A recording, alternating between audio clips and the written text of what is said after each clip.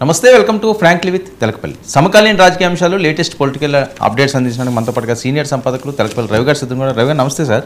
నమస్తే సార్. వైసీపీలోకి రీఎంట్రీలు సక్సెస్లు మారుతున్న పొలిటికల్ సెనరీ. రీఎంట్రీ 3 సంవత్సరాలు ఉండగా ఇంత బలంగా కూటమి ఉండగా మళ్ళీ రీఎంట్రీల వైపు ఆశ చూపించడం వెనుక ఏమన్నా ఆంతర్యం ఉందా? వాళ్ళు ఆశ చూపిస్తారు సరే, వీళ్ళు ఎందుకు వస్తున్నారని కదా మనం వాస్తవంగా ఇటువైపు నుంచి ఆలోచిస్తే కనుక అధికార పార్టీ ఇంత భారీ ఎత్తున 1కి 2 కేంద్రంలో కూడా అధికారం ఇవన్నీ ఉండి చంద్రబాబు నాయుడు బాబుని రోజు చెప్తూ ఇవన్నీ చేస్తున్న పరిస్థితుల్లో కూడా ఇటు కారు అటేలాల్సింది, ఇటు ఎందుకు మళ్ళుతూ ఉందనేది నిజానికి పెద్ద ప్రశ్న.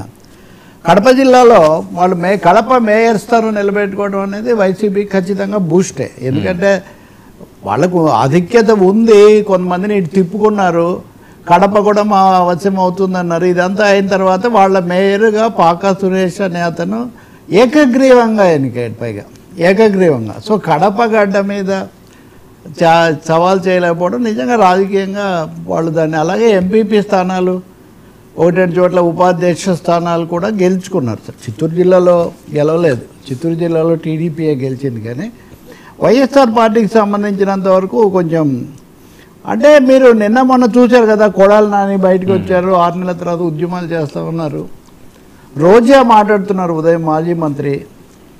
తిరుపతి నిన్న మనం చర్చించిన శేషవస్త్రంలో అశేష అవినీతిలో నగరిలో ఆ రాజా నేతను పక్క తెలుగుదేశం మనిషి చెప్పని ఈమె కూడా తెలుగుదేశంలో ఉండొచ్చారు కదా. సో ఎప్పటి నుంచో ఆర్డర్లు అవన్నీ ఇచ్చారో మీరు ఒకసారి చూసి తేల్చేయండి, ఎవరి కారణమైతే వాళ్ళని శిక్షించండి, నెయ్యి కుంభకోణం అయినా ఏదైనా సరే ఆమె అంటున్నారు, కొడాలని ఉద్యమాలు అంటున్నారు. సో ఇవన్నీ నెల్లూరు, ఇంకా ముఖ్యంగా నెల్లూరులో స్రవంతి అనే మేయర్, అక్కడ అందరు ఫిరాయించేశారు, ఇంకా అయిపోతుంది, అవిశ్వాసం పెట్టి దించేస్తారు, ఏం జరుగుతుంది అని 18వ తారీఖున నోటీస్ కూడా ఇచ్చారు. ఈ పరిస్థితుల్లో హఠాత్తుగా ఒక 4-5 వచ్చి వైసీపీలో చేరారు. రీఎంట్రీ వైసీపీలో చేరగానే వాళ్ళలో ఒకరిని అరెస్ట్ చేశారు.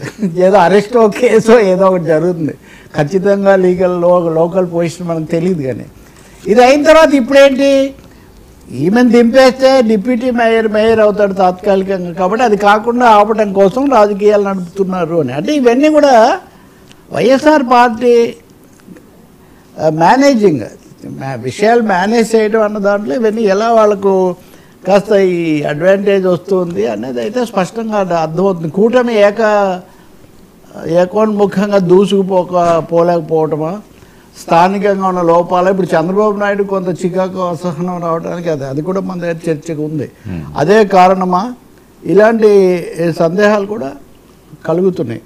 కొంత రికవర్ అవుతున్నాము అనే ఒక ఫీల్ వాళ్ళల్లో వస్తున్నట్టు కనిపిస్తుంది. ఇంకోటి చాలా చేశారు, అధికారులందరూ అటే ఉన్నారు అని కూడా చిత్తూరు జిల్లా దాని మీద వాళ్ళు ఆరోపణలు చేస్తున్నారు. ఇదే కాదు, క్షేత్రస్థాయిలో ఇంకా కొన్ని కూడా జరుగుతున్నాయి. ఉదాహరణకు అన్నమయ్య జిల్లా తర్వాత కొత్త జిల్లా పెడుతున్నప్పుడు హెడ్ క్వార్టర్ ఎక్కడ ఉండాలి, ఇలాంటి అంశాల మీద స్థానికమైన ఉద్యమాలు కూడా కొన్ని లేవనెత్తుతున్న పరిస్థితి ఒకటి. ఇలా చూస్తే కనుక ఒకటేమో ఎన్నికల్లో విజయాలు, రెండోది తమ వాళ్ళని నిలబెట్టుకోవటం. ఏ రాజకీయ పార్టీకైనా ఈ నాయకులు ఎవరైనా ఉన్నవాళ్ళని పోకుండా నిలబెట్టుకోవటం అనేది కొంచెం మొరేలు అంటారు కదా, అది నిలబెడుతుంది కదా. సో కొంత కాన్ఫిడెన్స్ రేట్ పెరుగుతుందేమో, పెంచుకుంటున్నారేమో అని అనిపిస్తుంది. మరి ఆ మేరకు పైగా రోజు ఇటువైపు నుంచి వీళ్ళే మాట్లాడుకుని ఉంటే అది కూడా. ఇప్పుడు నిన్న చంద్రబాబు నాయుడు గారి వ్యాఖ్యలు ఉన్నాయి మంత్రులను ఉద్దేశించి, దాన్ని వాళ్ళేమంటారు, బాబు మాట వినడం లేదు, ఆ పార్టీ చాలా ఇదైపోయిందని వాళ్ళు రాసుకోవటం. కాబట్టి బాగా తీవ్ర స్థాయిలోనే ఇది జరుగుతున్నట్టుగా కనిపిస్తుంది.